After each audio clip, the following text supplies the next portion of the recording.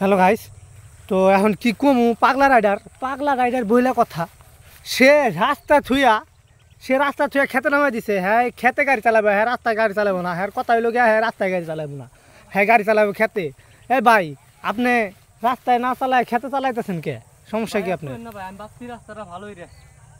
এখন যাই দি ভাই, কেদার পানি কেদার পানি, তো এখন গাড়িটা উঠাবেন কেমন আপনি? ভাই, জীবন না বাইরে যাইতেছে এই যে কেদা, এই যে সামনে ধান খেত, এই যে ভাই এমন একটা মান কাছে পেতে পড়ছি আসলে ভাই কি বলবো।